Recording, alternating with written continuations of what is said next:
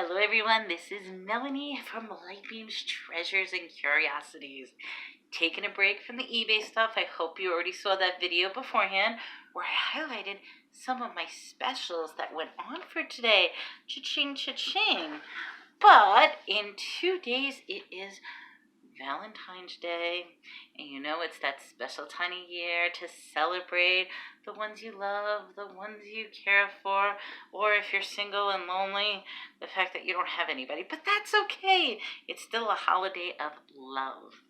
So before I get into it, I just want to say, you know what to do.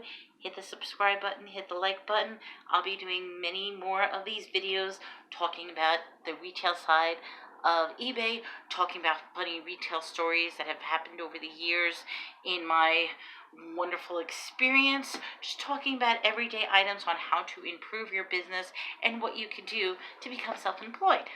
Well, self-employed. Of course I'm self-employed, but to become successful self-employed. So if you like my videos, like I said, hit the subscribe, hit the like, throw me a comment. Let's grow our business together. So I want to share a story because one of the things I absolutely love is that Facebook memories pop up the little blurbs of what you did this day in history for the past however number of years. Like, it brings up all your memories of the things you posted on this day. I love that feature. Part of my problem is my memory is completely shot. I have a really, really bad memory. And the fact that I get to relive a day in the life of simply by the Facebook posting of what happened last year. And I've been on Facebook for over 10 years now. Yeah, 10 years. So there's a lot of postings that pop up. And I think one of the best things that do pop up is I would actually have a Facebook little journal called A Day in the Life of Retail. And basically every day I would post my funny little stories. So the fact that I get to post these stories in written form, and now I get to verbally tell you them in verbal form, I think it's a little fun thing because some of these stories are bringing back some amazing memories. So on this day, it was funny. I was working in a store, and I remember that there were these two ladies that came in. And they went down the pharmacy aisle. They're looking up and down the aisles. They're cracking up laughing. And it wasn't until they picked up boxes of laxatives. And they're looking at, they had the regular laxatives, they had the chocolate laxatives, they had the laxative pills, they had this and that. And the reason they were giggling back and forth is the two of them were plotting a revenge against their hubbies. What they wanted to do is they were going to be making chocolate fudge bars made with the chocolate laxatives. And this was going to be their Valentine's Day surprise. And they came up to me and they told me the whole story of why they're doing this. And hopefully I could say this, but they're doing this because they believe their husbands are full of shit. We'll just say it that way because I'm not too sure if I'm allowed to curse or not. But yes, their husbands are filled with that. So they thought that making chocolate laxatives and giving that to them on Valentine's Day would be a nice little state of revenge for them. I'm curious whatever happened to the husbands, but that's kind of sad when your wife has a girl's day out and plots to put laxatives in your chocolate. So to any guys out there who had their wives do that, I am sorry, but yeah, women can be cruel, so be good to your woman. The next thing, and I have to laugh because this was a hilarious story. So this big manly man comes in, and he's looking all around, and the great thing about the store was a very quiet store. There usually wasn't people in. It wasn't a busy store at all. So he's going up and down the aisles, he's looking all around, he's being a big man. And where does he go to? He goes to feminine hygiene. So I'm thinking, of course, he's getting tampons for his women, for his wife, his daughter, whatever it is. Because you have to laugh. There is something so embarrassing about men when they buy tampons for women. And I don't understand. It's just like me going out to buy condoms or me buying beer or me buying something. There's nothing to be ashamed of, guys. Just pick up the box, make sure you get the right box, and get it for them.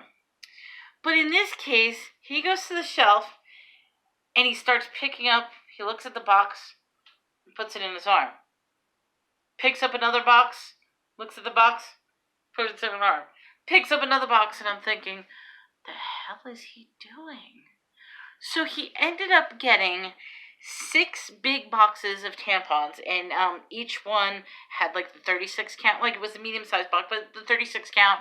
So we're talking about like a lot of tampons. I mean, 180 somewhat tampons that he's purchasing. I mean, women don't go through that much. And I go up to him, hello, sir, may I help you? And he looks at me totally embarrassed. And he brings up the items to the register, sets them down on the counter. He says to me, these aren't for me. And I look at him and laugh. And I was like, sir, it's okay. He says, are you buying them for your family, your wife? What? He's like, oh, no. My wife doesn't use these things. And I look at him strangely. It's like, okay, here he's buying 6 boxes of tampons. His wife doesn't use them, which it could be possible. Maybe it's at that time where she no longer has that issue. But I'm looking at him confused, and he starts laughing. He says, my wife is going to kill me if she finds out I'm buying these. So I says, sir, why are you buying them then? He says, you don't want to get in trouble with your wife. He says, no, you don't understand. I'm using these for a very specific thing. And he starts cracking up laughing. And now I'm curious, because here is this manly man guy. He's not buying tampons for his wife. He's not buying tampons for his daughter or anything. His wife is going to kill him if she finds out why he's buying tampons. And he's cracking up laughing. So obviously, I need to know the story. So I'm like, sir, you have to tell me this. What is going on? Why are you buying the tampons? He says, so I went on YouTube and I saw this trick. And I really want to try it because I think it's going to work. And I'm thinking, oh, geez, he saw one of those stupid videos. I'm like, okay, what's going to work? He says, you dip the tampons in deer bait. And then you tie them up to the trees and hang them from the trees. So then the deer are going to come. They're attracted to the tampons. And I looked at him like... And I says, you're using them as hunting bait? He says, yeah. He says, I'm gonna tie the tampons to the tree and then shoot the deer. Now, tell me something, guys. I just need to know. I know this is a hunting thing. I know. Is this something that you hunters do? Do you tie tampons to trees with deer bait so you could shoot little Bambi? I mean... What is this? Is this like a Christmas tree that you're going to go around tying little tampons all around the forest? And I don't know, is it going to lead, I guess it leads to the pot of gold in this case. It's leading to the deer, so you can shoot the deer in the head and, I don't know, have some deer meat. But is this an actual thing? Couldn't you use something else other than tampons? But I guess, I don't know, is it because they're biodegradable? I mean, they hold the scent in. So yes, that I thought was a very interesting story.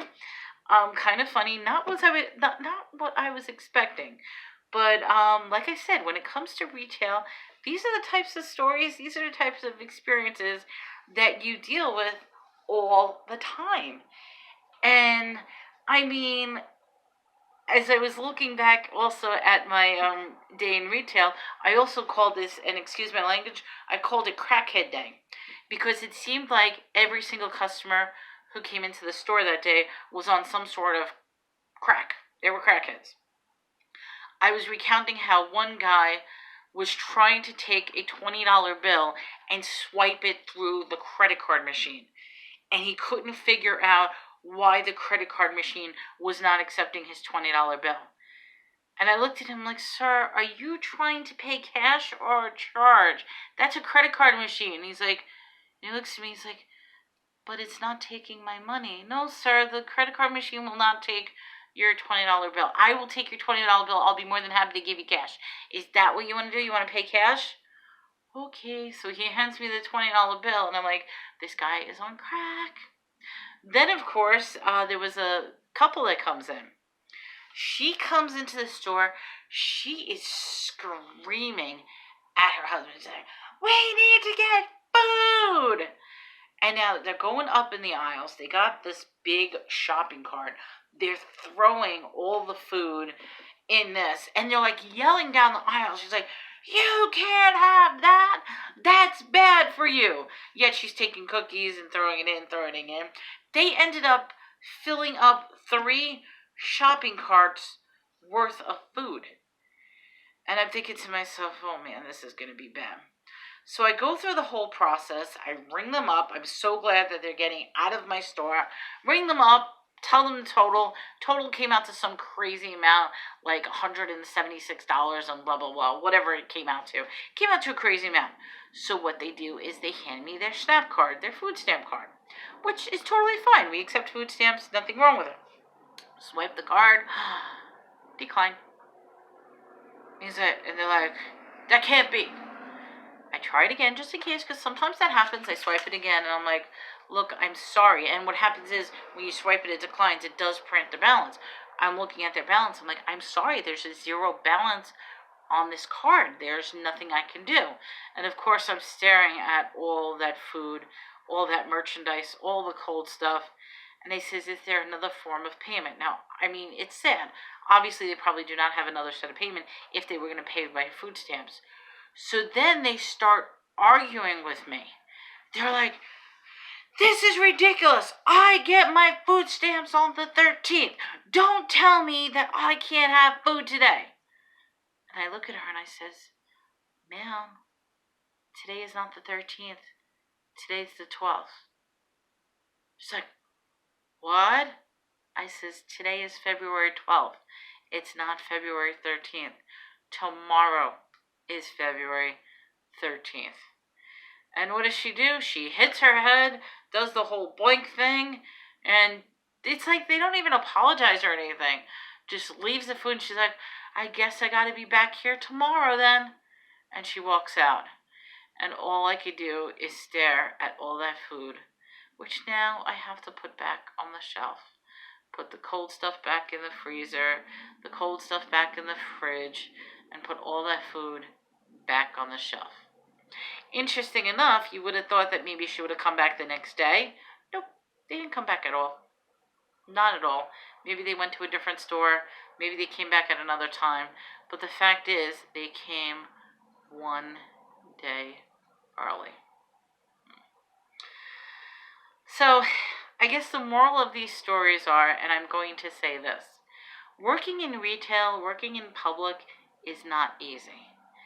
And I mean, you hear horror stories from the customer point of view to how nasty the cashiers are, how nasty the stockers are, how nasty the managers are to them. I mean, you hear it all the time.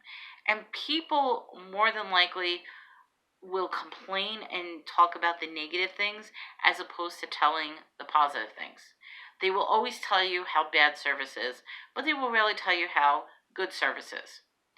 On the flip side, I have to give all kinds of respect because I've done it and I'm continuing to do it. I work in retail. I deal with people on a daily basis. And you know something? I think, I'm going to quote it and I'm going to say it best. The masses are asses. Did I actually say that? Yes, the masses are asses. So, as bad as companies can treat their customers, the customers can treat them just equally as bad, if not worse. So the day in the life of somebody working in retail will always have funny, comical, sad, emotional, and so many different stories that they have to deal with. It's amazing that more people do not realize how bad it is to work in retail. So for all you people who are working in a retail hell, I am so sorry. In 2 days, it's Valentine's Day. The Valentine's Day rush will be over in 2 days. But until then, this is Melanie from Lightbeam's Treasures and Curiosities. I hope you enjoy this story as a remembrance of those in my retail days and wonderful stories of customers and customer service. Until next time, have a great night. Enjoy!